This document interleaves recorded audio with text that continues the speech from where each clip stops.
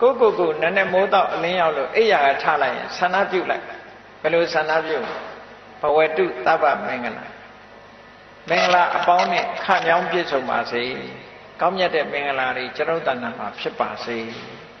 အများတ attva တွေမှာလည်းပဲဖြစ်ပါစေဘလောက်ကောင်းတဲ့ဆန္ဒလားနော်သူများကိုနှိပ်စက်ဖို့ပါရလားဒီထဲမှာအလွန်မမြတ်တဲ့စိတ်ဓာတ်လို့ခေါ်တယ်နော်မင်္ဂလာနဲ့ပြည့်စုံပါစေရခန္တုသဗ္ဗဒေဝတာနတ်တွေကအလုံးကိုစောင့်ရှောက်ပါစေဒါလည်းကောင်းတဲ့ဆန္ဒပဲသူစောင့်တာမစောင့်တာကိုယ်နဲ့မဆိုင်ဘူး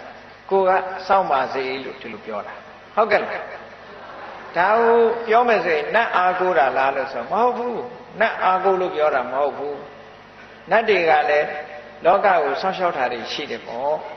အဲ့ဒါလို့စောင့်ရှောက်တာတွေရှိလို့နတ်တွေကအမှတ်တမဲ့မနေဘဲနဲ့စောင့်ရှောက်ကြပါစေနတ်ကသာစောင့်ရှောက်တာလားဆိုတော့လူချင်းရောမစောင့်ရှောက်ဘူးလားစောင့်ရှောက်တယ်လေအိမ်သားမှာလူတွေမှားသွားတာအိမ်ကိုကြည့်လိုက်စမ်းပါလို့ဆိုကြည့်မပေးဘူးလားဆိုင်လေးကြည့်လိုက်စမ်းပါဆိုဒါစောင့်ရှောက်ပေးတယ်လို့ခေါ်တာပဲအကြောင်းကိစ္စရှိလို့ရှင်သတင်းပို့ပေးတယ်ဟောဒါစောင့်ရှောက်တယ်လို့ခေါ်တာပဲအဲ့တော့လူချင်းလည်းမေတ္တာရှိရင်စောင့်မေတ္တာမရှိရင်ဒီတိုင်းကြည့်နေမှာပဲဩနတ်တွေကိုလည်းပဲကိုကမေတ္တာရှိအောင်မေတ္တာပွားပြီးတော့ထားရင်နတ်တွေရဲ့စောင့်ရှောက်မှုရောမခံရဘူးလား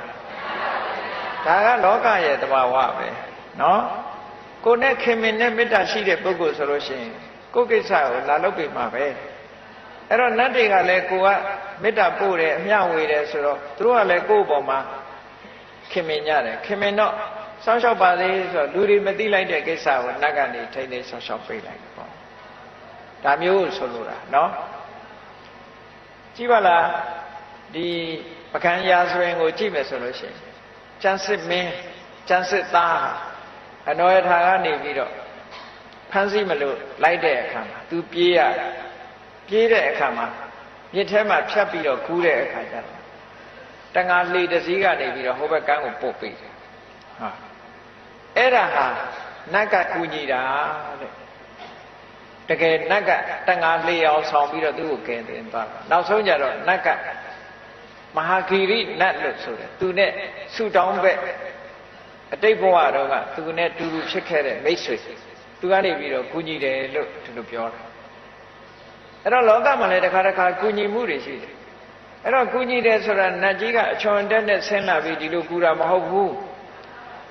အဲ့ဒါလို့ဆိုရင်လည်းလူကကြောက်ပြီးတော့ပြေးမှာလေနတ်မြင်လူကမကြောက်ဘူးမထင်နဲ့ကြောက်ပြီးပြေးမှာပဲအဲ့ဒါကြောင့်မလို့နတ်မြင်တဲ့အခါကျတော့